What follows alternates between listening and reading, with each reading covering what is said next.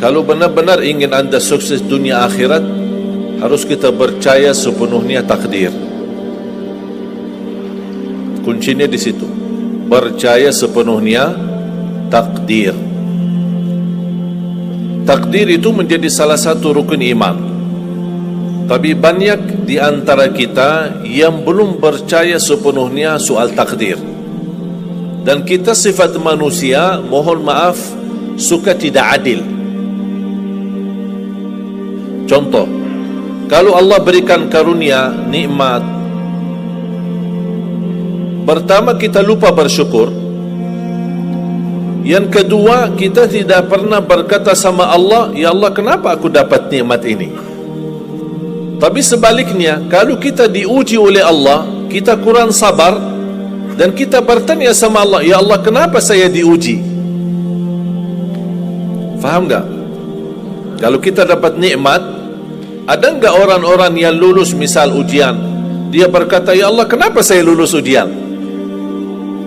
Tak pernah. Tapi kalau dia tidak lulus, dia bilang apa?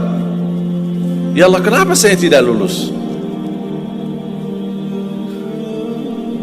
Ketika ditimpa musibah, dia selalu merasa nyesal atau merasa sakit hati, tersinggung, berkata sama Allah, kenapa saya diuji padahal saya orang baik, saya jaga salat, saya berusaha mendekat sama Allah, tapi saya merasa bertambah berat ujiannya. Tapi sebaliknya, ketika diberikan nikmat, dia tidak pernah menyebutkan, ya Allah, kenapa saya mendapatkan nikmat ini? Kayaknya si fulan lebih fantas mendapatkan nikmat. Itu tanda manusia tidak adil, tidak bersikap adil. Makanya subhanallah, semakin anda mantap imannya terhadap takdir, semakin hidupmu jadi nikmat. Saya kasih contoh. Tidak ada persoalan masalah takdir baik. Itu bukan masalah bagi kita. Justru kita bertambah senang kalau kita mendapatkan takdir yang baik. Tapi yang menjadi persoalan, bermasalah bagi kita adalah takdir buruk. Ketika ditimpa musibah, ketika ada ujian, ada sakit, kesulitan, penghasilan yang tidak mencukupi, dan banyak masalah keluarga, masalah rezeki, masalah sama majikan, masalah di kerjaan, itu yang membuat banyak beban fikiran.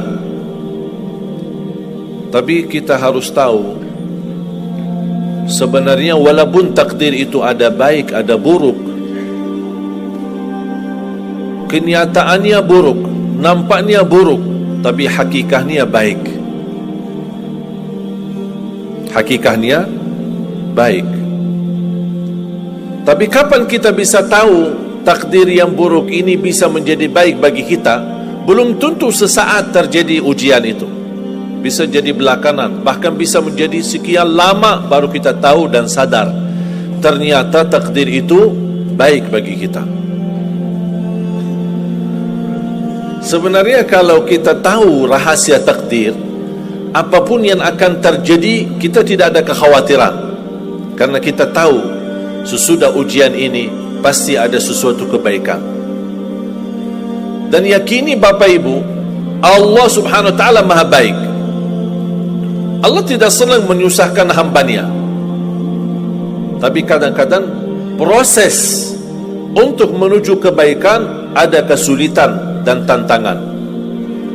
Berarti intinya apa? Apa yang saya ingin sampaikan, jangan ada yang merasa sakit hati atau merasa tersinggung ketika menghadapi ujian, merasa belum terkabul keinginannya. Allah sudah kabulkan. InsyaAllah tidak ada di antara kita yang ditolak doanya. Cuman kita mohon maaf kadang-kadang buru-buru, ingin selalu semuanya cepat. Kadang-kadang kalau terlalu cepat apa yang kita inginkan kita dapat, itu bahaya juga. Makanya jemaah sekalian, kunci anda sukses dunia akhirat, percayalah takdir. Dan semua takdir itu baik, tapi kita belum tahu rahasianya.